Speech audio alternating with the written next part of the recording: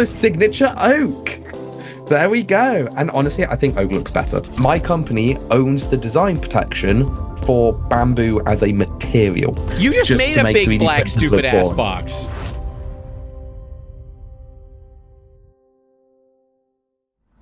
For anyone, it's public because you can Google it, because it's in the UK. There's no such thing as privacy. My company owns the design protection for bamboo as a material. So bear in mind, we made that design protection before Bamboo Lab came out, and we protected it because we knew like somebody would probably try to copy the material that we're doing if they wanted to clone it. It's probably caused way too much pain for Joe and everybody when they were like, yeah, we're going to do it in this, when they showed off that prototype. And we're there like, Joe, I'm really sorry, but my lawyer is like eating my ass alive to tell you to stop. So here is just like a really kind letter to being like, hey, we want to work with you. It's fine. Don't worry about it. This is just to get my lawyer off your ass, because he will not be wording things in a nice way that I like to word it as. So signature oak.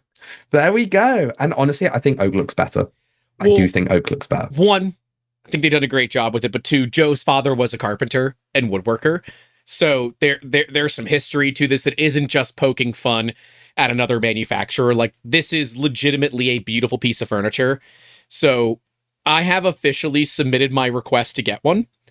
I've also submitted the request for a quote so I can try to figure out what they're going to cost. But I submitted one for a review unit because I actually trained under a master woodworker for about a year who lives very local to me, that has one of the most amazing audio rooms you've ever seen. And it's all custom built, has a wood shop the size of my house, and does all the work himself. And I want to bring this machine to his wood shop. I want him to kind of look at it and analyze it from the perspective of a true certified master woodworker. And then if it was his, what would he do to change it? Like, what changes would he do? Would he change the material? Would he do something different? And look if we can get the design files for it and make one with him out of his proposed material from scratch. I know, John Stern is saying to me, a printer is a tool. I don't need it to be furniture art. I totally understand. You're wrong. But I love it. And I love the idea of having it all. Like, this would be the printer that I would bring with me to shows because it is beautiful, right? It is one of those, like, it's gorgeous. And it is a statement piece. It is an art piece. It is limited to only 250 units. I am assuming they're going to be very expensive. So printers to me are architecture. So my actual like two major hobbies that I never get to take part of, because one, I'm not trained for it, and two, I don't have the time for it, but has always been design as a concept and architecture. Mm-hmm. So it's why I love photography. It's why I love doing cinematography, because it's creating this beautiful expression of self in a medium that can evoke emotion. And it goes to everything. It's why I love brutalist architecture, because there is a taste to concrete when it is treated right that I can't seem to replicate with any other building style. And it also goes for machines. Like, when you see like this gorgeous like work of art that you can tell somebody spent hundreds of thousands of hours trying to develop, you can taste it in the choices. Mm-hmm. And when it comes to woodworking, it's the same. It's that intention of beauty with functionality blending together. And this is why I love that signature series. Like, I've only seen a couple photos and I don't need to see more, because it drips with passion. Yep. And it's not another big black stupid ass box. You just made a big black stupid ass box. Yeah. Do you know how pissed I am at big black stupid box? I promised myself. I was telling Joel Telling 2 years ago that the next printer I make will have concrete and bamboo blended together in perfect proportions. I sent you the pre-renders for the entire art section of which is the art direction that Construct 2 is going to go, which is this gorgeous, like, marbled concrete with an inset at the top. Yeah. It has a relief panel made of bamboo with underlighting lighting for the lighthouse system. It was this It was perfect gorgeous. blend of solar punk and brutalist architecture Yeah. all in one. Yeah. And I've made a bloody black monolith. You did. It's a history piece.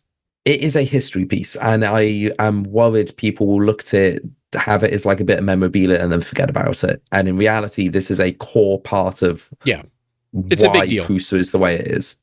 Yeah, it is a design thought that exists and has, you know, like you said, made Prusa very much the way they are today. I think Linux character in the chat has a good runner-up for me, which is the open print tag. Open print tag. That is interesting because I like where it's going. Mm-hmm. It's more than just a printer, it's an entire dynamic change.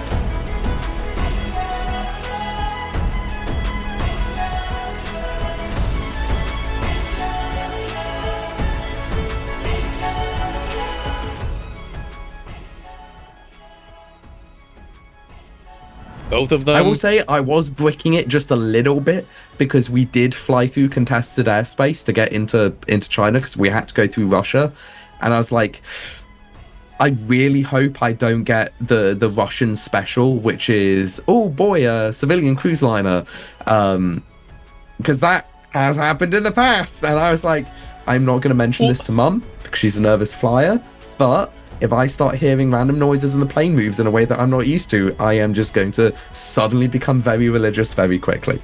Eel. We ate quite a lot of stuff. The eel was the weirdest thing. Nah, that wasn't. That was just eel. It was good. I've Eel's never not had eel like that before. I think there was the chicken feet. It's chicken feet. Yeah, that was the weirdest thing for me is chicken feet. I did not like it.